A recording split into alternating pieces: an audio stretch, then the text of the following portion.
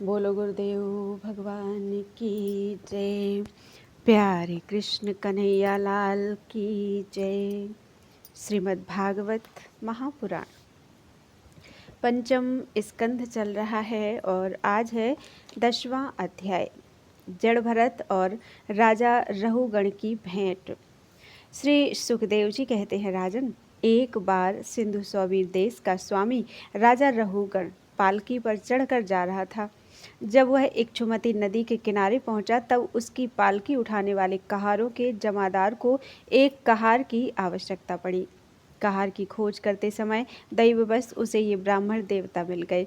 इन्हें देखकर उसने सोचा, यह मनुष्य हृष्ट पुष्ट, जवान और गठीले अंगों वाला है, इसलिए यह तो बैल या गधे के समान अच्छी तरह बोझा ढो सकता है। यह सोचकर उसने बेगार में पकड़े हुए अन्य कहारों के साथ इन्हें भी बलात्कार से पकड़कर पालकी में जोड़ दिया। महात्मा भरत जी यद्यपि किसी प्रकार इस कार्य के योग्य नहीं थे, तो भी वे बिना कुछ बोले चुपचाप पालकी को उठा ले चले। वे द्विजवर कोई जीव पैरों तले दब न जाए, इस डर से आगे की एक बाण पृथ्वी देख कर चलते थे, इसलिए दूसरे कहारों के साथ उनकी चाल का मेल नहीं खाता था। अतः जब पालकी टेढ़ी सीधी होने लगी तब यह देखकर राजा रहुगण ने पालकी उठाने वालों से कहा, अरे कहारो, अच्छी तरह चलो, पालकी को इस प्रकार ऊंची नीची करके क्यों चलते हो? तब अपने स्वामी का यह आक्षेप युक्त वचन सुनकर कहारों को डर लगा कि कहीं राजा उन्हें दंड न दे, इसलिए उन्होंने राजा से इस प्रकार निवेदन किया, महाराज, यह हमारा प्रमाद नहीं है। हम आपकी नियम मर्यादा के अनुसार ठीक ठीक ही पालकी ले चल रहे हैं। यह एक नया कहार अभी अभी पालकी में लगाया गया है, तो भी यह जल्दी जल्दी नहीं चलता। हम लोग इसके साथ पालकी नहीं ले जा सकते।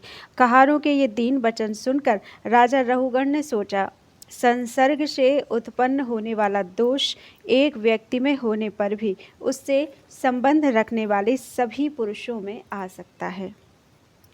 इसलिए यदि इसका प्रतिकार नहीं किया गया तो धीरे धीरे ये सभी कहार अपनी चाल बिगाड़ लेंगे। ऐसा सोचकर राजा रहुगण को कुछ क्रोध हो आया। यद्यपि उसने महापुरुषों का सेवन किया था, तथापि क्षत्रिय स्वभाववश बलात्कार से उसकी बुद्धि रजोगुण से व्याप्त हो गई और वह उन द्विजश्रेष्ठ से, जिनका ब्रह्म तेज भस्म से ढके हुए अग्नि के समान प्रकट नहीं था, इस प्रकार व्यंग से भरे वचन कहने लगा, अरे भैया, बड़े दुख की बात है, अवश्य ही तुम बहुत थक गए हो। ज्ञात होता है तुम्हारे इन साथियों ने तुम्हें तनिक भी सहारा नहीं लगाया। इतनी दूर से तुम अकेले ही बड़ी देर से पालकी ढोते चले आ रहे हो। तुम्हारा शरीर भी तो विशेष मोटा ताजा और हट्टा कट्टा नहीं है, और मित्र बुढ़ापे ने अलग तुम्हें दबा रखा है। इस प्रकार बहुत ताना मारने पर वे पहले की ही भांति चुपचाप पालकी उठाए चलते रहे। उन्होंने इसका कुछ भी बुरा नहीं माना, क्योंकि उनकी दृष्टि में पंचभूत, इंद्रिय और अंतःकरण का संघात यह अपना अंतिम शरीर अविद्या का ही कार्य था। वह विविध अंगों से युक्त दिखाई देने पर भी वस्तुतः था ही नहीं, इसलिए उसमें उनका मैं मेरेपन का मिथ्या अध्यास सर्वथा निवृत्त हो गया था और वे ब्रह्मरूप हो गए थे। किंतु पालकी अब भी सीधी चाल से नहीं चल रही थी। यह देखकर राजा रहुगण क्रोध से आग बबूला हो गया और कहने लगा, अरे यह क्या तू जीता ही मर गया है? तू मेरा निरादर करके मेरी आज्ञा का उल्लंघन कर रहा है। मालूम होता है तू सर्वथा प्रमादी है। अरे जैसे दंडपाणी यमराज जन समुदाय को उसके अपराधों के लिए दंड देते हैं, उसी प्रकार मैं भी अभी तेरा इलाज किए देता हूँ, तब तेरे होश ठिकाने आ जाएंगे। रहुगण को राजा होने का अभिमान था, इसलिए वह इसी प्रकार बहुत सी अनाप शनाप बातें बोल गया। वह अपने को बड़ा पंडित समझता था, अतः रज तम युक्त अभिमान के वशीभूत होकर उसने भगवान के अनन्य प्रीति पात्र भक्तवर भरत जी का तिरस्कार कर डाला। योगेश्वरों की विचित्र कहनी करनी का तो उसे कुछ पता ही नहीं था। उसकी ऐसी कच्ची बुद्धि देखकर वे संपूर्ण प्राणियों के सुहृद एवं आत्मा ब्रह्मभूत ब्राह्मण देवता मुस्कुराए और बिना किसी प्रकार का अभिमान किए इस प्रकार कहने लगे, जड़ भरत ने कहा, राजन, तुमने जो कुछ कहा वह यथार्थ है, उसमें कोई उलाहना नहीं है। यदि भार नाम की कोई वस्तु है तो ढोने वाले के लिए है, यदि कोई मार्ग है तो वह चलने वाले के लिए है। मोटापन भी उसी का है। यह सब शरीर के लिए कहा जाता है, आत्मा के लिए नहीं। ज्ञानी जन ऐसी बात नहीं करते। स्थूलता, कृशता, आधि, व्याधि, भूख, प्यास, भय, कलह, इच्छा, बुढ़ापा, निद्रा, प्रेम, क्रोध, अभिमान और शोक, ये सब धर्म देहाभिमान को लेकर उत्पन्न होने वाले जीव में रहते हैं। मुझ में इनका लेस भी नहीं है। राजन, तुमने जो जीने मरने की बात कही, सो जितने भी विकारी पदार्थ हैं उन सभी में नियमित रूप से ये दोनों बातें देखी जाती हैं, क्योंकि वे सभी आदि अंत वाले हैं। यशस्वी नरेश, जहाँ स्वामी सेवक भाव स्थिर हो वहीं आज्ञा पालन आदि का नियम भी लागू हो सकता है। तुम राजा हो और मैं प्रजा हूँ, इस प्रकार की भेद बुद्धि के लिए मुझे व्यवहार के सिवा कहीं तनिक भी अवकाश नहीं दिखाई देता। परमार्थ दृष्टि से देखा जाए तो किसे स्वामी कहें और किसे सेवक। फिर भी राजन, तुम्हें यदि स्वामित्व का अभिमान है तो कहो, मैं तुम्हारी क्या सेवा करूं। वीरवर, मैं मत्त, उन्मत्त और जड़ के समान अपनी ही स्थिति में रहता हूँ। मेरा इलाज करके तुम्हें क्या हाथ लगेगा। यदि मैं वास्तव में जड़ और प्रमादी ही हूँ तो भी मुझे शिक्षा देना पिसे हुए को पीसने के समान व्यर्थ ही होगा।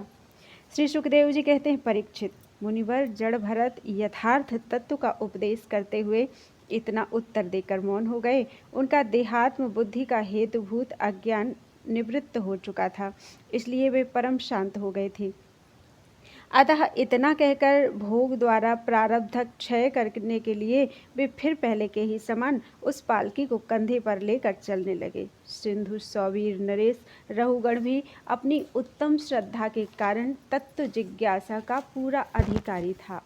जब उसने उन द्विजश्रेष्ठ के अनेकों योग ग्रंथों से समर्थित और हृदय ग्रंथि का छेदन करने वाले ये वाक्य सुने, तब वह तत्काल पालकी से उतर पड़ा। उसका राजमद सर्वथा दूर हो गया और वह उनके चरणों में सिर रखकर अपना अपराध क्षमा कराते हुए इस प्रकार कहने लगा, देव, आपने द्विजों का चिन्ह यज्ञोपवीत धारण कर रखा है। बतलाइए, इस प्रकार प्रच्छन्न भाव से विचरने वाले आप कौन हैं? क्या आप दत्तात्रेय आदि अवधूतों में से कोई हैं? आप किसके पुत्र हैं? आपका कहाँ जन्म हुआ है और यहाँ कैसे आपका पदार्पण हुआ है? यदि आप हमारा कल्याण करने पधारे हैं तो क्या आप साक्षात सत्यमूर्ति भगवान कपिल जी ही तो नहीं हैं? मुझे इंद्र के वज्र का कोई डर नहीं है, ना मैं महादेव जी के त्रिशूल से डरता हूँ और ना यमराज के दंड से। मुझे अग्नि, सूर्य, चंद्र, वायु और कुबेर के अस्त्र शस्त्रों का भी कोई भय नहीं है, परंतु मैं ब्राह्मण कुल के अपमान से बहुत डरता हूँ।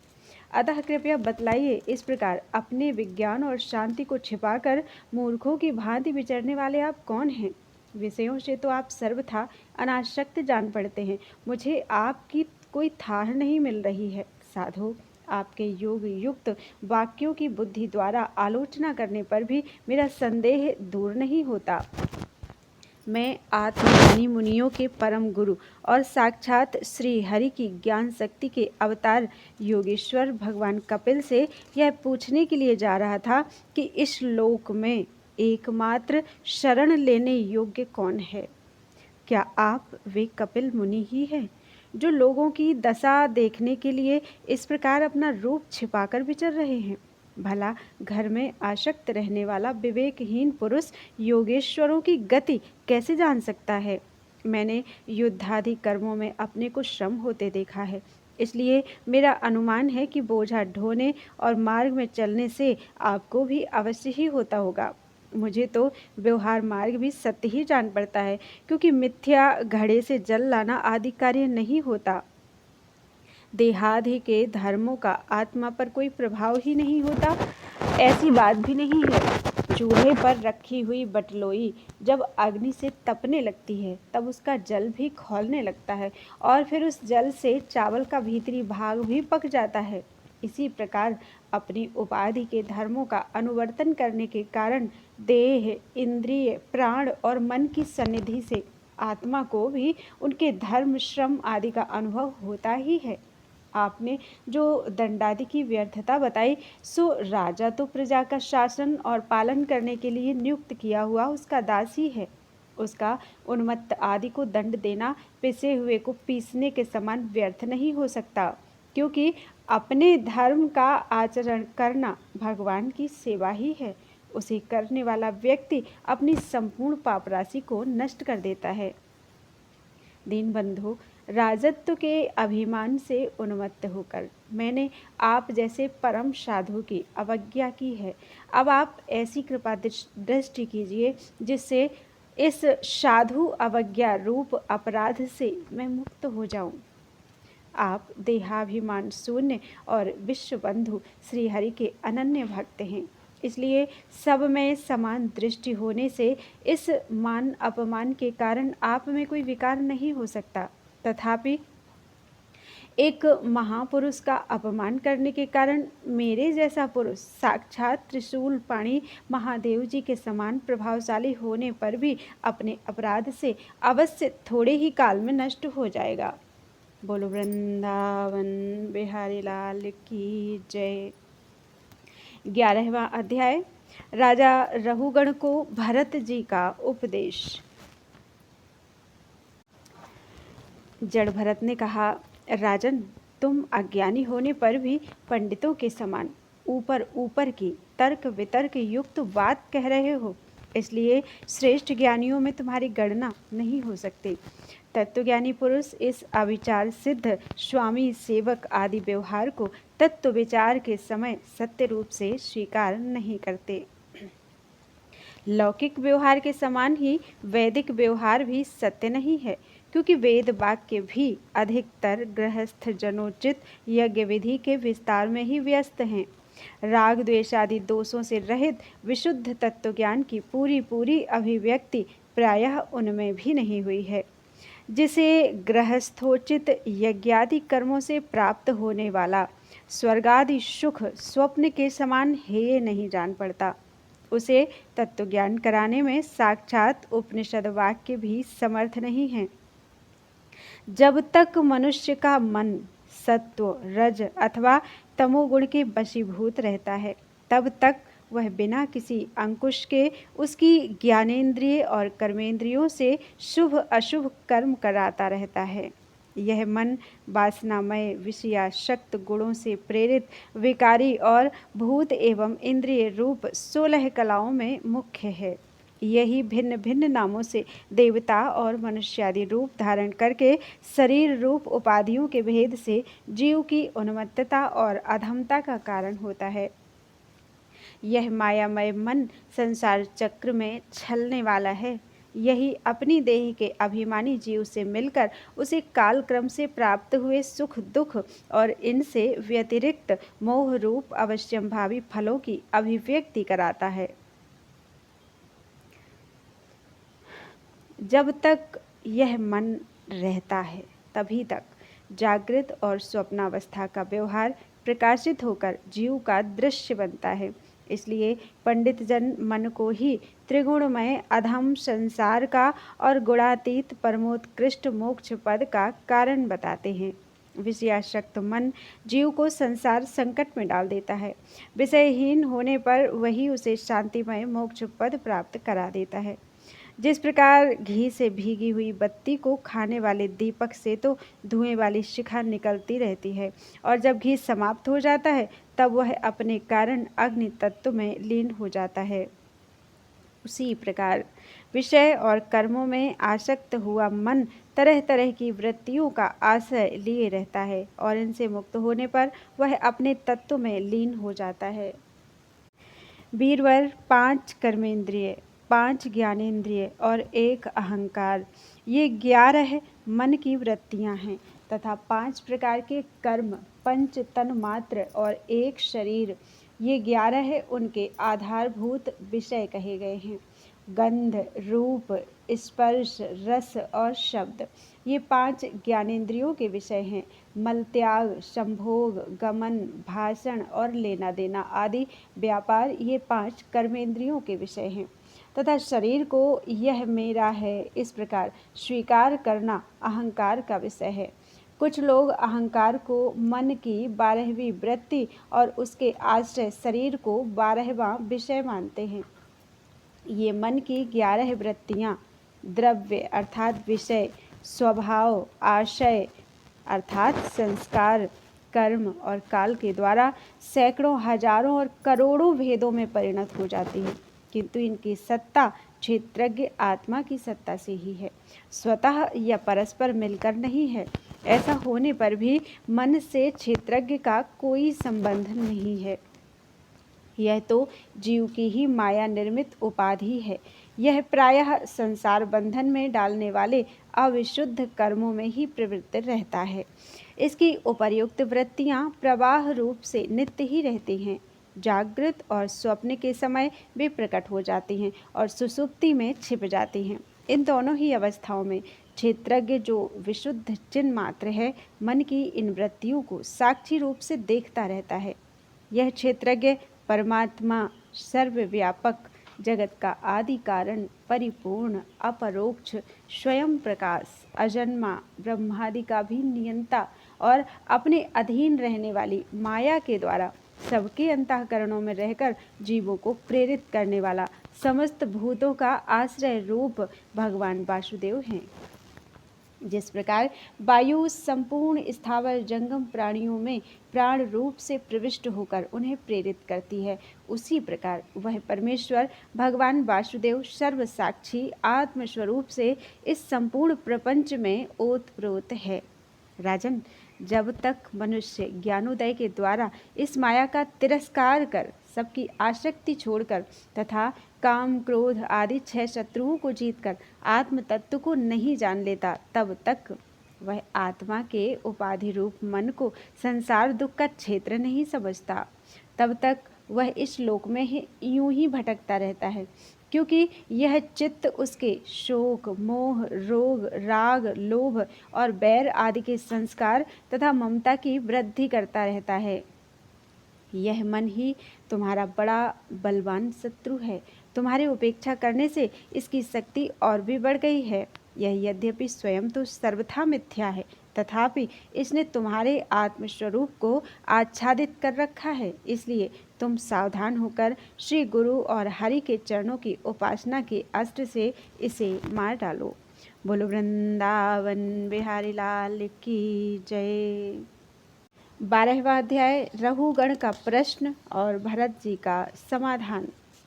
राजा रहुगण ने कहा, भगवान, मैं आपको नमस्कार करता हूँ। आपने जगत का उद्धार करने के लिए ही यह देह धारण की है।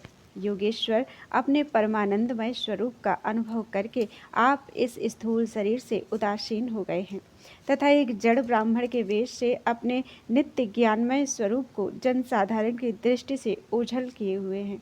मैं आपको बार बार नमस्कार करता हूँ। ब्राह्मण जिस प्रकार ज्वर से पीड़ित रोगी के लिए मीठी औषधि और धूप से तपे हुए पुरुष के लिए शीतल जल अमृत तुल्य होता है, उसी प्रकार मेरे लिए, जिसकी विवेक बुद्धि को देहाभिमान रूप विषैले सर्प ने डस लिया है, आपके वचन अमृतमय औषधि के समान हैं। देव, मैं आपसे अपने संशयों की निवृत्ति तो पीछे कराऊंगा। पहले तो इस समय आपने जो अध्यात्म योगमय उपदेश दिया है, उसी को सरल करके समझाइए। उसे समझने की मुझे बड़ी उत्कंठा है। योगेश्वर, आपने जो यह कहा कि भार उठाने की क्रिया तथा उससे जो श्रम रूप फल होता है, वे दोनों ही प्रत्यक्ष होने पर भी केवल व्यवहार मूलक ही हैं, वास्तव में सत्य नहीं हैं। वे तत्व विचार के सामने कुछ भी नहीं है, कुछ भी नहीं ठहरते। सो इस विषय में मेरा मन चक्कर खा रहा है। आपके इस कथन का मर्म मेरी समझ में नहीं आ रहा है। जड़ भरत ने कहा, पृथ्वीपते, यह देह पृथ्वी का विकार है। पाषाण आदि से इसका क्या भेद है? जब यह किसी कारण से पृथ्वी पर चलने लगता है, तब इसके भारवाही आदि नाम पड़ जाते हैं। इसके 2 चरण हैं, उनके ऊपर क्रमशः टखने, पिंडली, घुटने, जांघ, कमर, वक्षस्थल, गर्दन और कंधे आदि अंग हैं। कंधों के ऊपर लकड़ी की पालकी रखी हुई है। उसमें भी सौवीर राज नाम का एक पार्थिव विकार ही है, जिसमें आत्मबुद्धि रूप अभिमान करने से तुम मैं सिंधु देश का राजा हूँ इस प्रबल मद से अंधे हो रहे हैं, किंतु इसी से तुम्हारी कोई श्रेष्ठता सिद्ध नहीं होती। वास्तव में तो तुम बड़े क्रूर और धृष्ट ही हो। तुमने इन बेचारे दीन दुखिया कहारों को बेगार में पकड़कर पालकी में जोत रखा है और फिर महापुरुषों की सभा में बढ़ बढ़कर बातें बनाते हो कि मैं लोगों की रक्षा करने वाला हूँ। यह तुम्हें शोभा नहीं देता। हम देखते हैं कि संपूर्ण चराचर भूत सर्वदा पृथ्वी से ही उत्पन्न होते हैं और पृथ्वी में ही लीन होते हैं, अतः उनके क्रियाभेद के कारण जो अलग अलग नाम पड़ गए हैं, बताओ तो उनके सिवा व्यवहार का और क्या मूल्य है। इस प्रकार पृथ्वी शब्द का व्यवहार भी मिथ्या ही है, वास्तविक नहीं है, क्योंकि यह अपने उपादान कारण सूक्ष्म परमाणुओं में लीन हो जाती है और जिनके मिलने से पृथ्वी रूप कार्य की सिद्धि होती है, वे परमाणु अविद्यावश मन से ही कल्पना किए हुए हैं, वास्तव में उनकी भी सत्ता नहीं है। इसी प्रकार और भी जो कुछ पतला मोटा छोटा बड़ा कार्य कारण तथा चेतन और अचेतन आदि गुणों से युक्त द्वैत प्रपंच है, उसे भी द्रव्य स्वभाव आशय काल और कर्म आदि नामों वाली भगवान की माया का ही कार्य समझो। विशुद्ध परमार्थ रूप अद्वितीय तथा भीतर बाहर के भेद से रहित परिपूर्ण ज्ञान ही सत्य वस्तु है। वह सर्वांतरवर्ती और सर्वथा निर्विकार है, उसी का नाम भगवान है और उसी को पंडित जन वासुदेव कहते हैं। रहुगण महापुरुषों के चरणों की धूलि से अपने को नहलाए बिना केवल तप यज्ञादि वैदिक कर्म अन्नादि के दान अतिथि सेवा दीन सेवा आदि गृहस्थोचित धर्मानुष्ठान वेदाध्ययन अथवा जल अग्नि या सूर्य की उपासना आदि किसी भी साधन से यह परमात्म ज्ञान प्राप्त नहीं हो सकता। इसका कारण यह है कि महापुरुषों के समाज में सदा पवित्र कीर्ति श्री हरि के गुणों की चर्चा होती रहती है, जिससे विषय वार्ता तो पास ही नहीं फटकने पाती। तब वह मोक्ष आकांक्षी पुरुष की शुद्ध और जब भगवत कथा का नित्य प्रति सेवन किया जाता है, तब वह मोक्ष आकांक्षी पुरुष की शुद्ध बुद्धि को भगवान वासुदेव में लगा देती है। पूर्व जन्म में मैं भरत नाम का राजा था। ऐहिक और पारलौकिक दोनों प्रकार के विषयों से विरक्त होकर भगवान की आराधना में ही लगा रहता था, तो भी एक मृग में आसक्ति हो जाने से मुझे परमार्थ से भ्रष्ट होकर अगले जन्म में मृग बनना पड़ा। किंतु भगवान श्री कृष्ण की आराधना के प्रभाव से उस मृग योनि में भी मेरी पूर्व जन्म की स्मृति लुप्त नहीं हुई। इसी से अब मैं जन संसर्ग से डरकर सर्वदा असंग भाव से गुप्त रूप से ही विचरता रहता हूँ। सारांश यह है कि विरक्त महापुरुषों के सत्संग से प्राप्त ज्ञान रूप खड्ग के द्वारा मनुष्य को इस लोक में ही अपने मोह बंधन को काट डालना चाहिए। फिर श्रीहरि की लीलाओं के कथन और श्रवण से भगवत स्मृति बनी रहने के कारण वह सुगमता से ही संसार मार्ग को पार करके भगवान को प्राप्त कर लेता है। बोलो वृंदावन बिहारी लाल की जय। त्वदीयं वस्तु गोविंदम तुभ्यमेव समर्पितम्।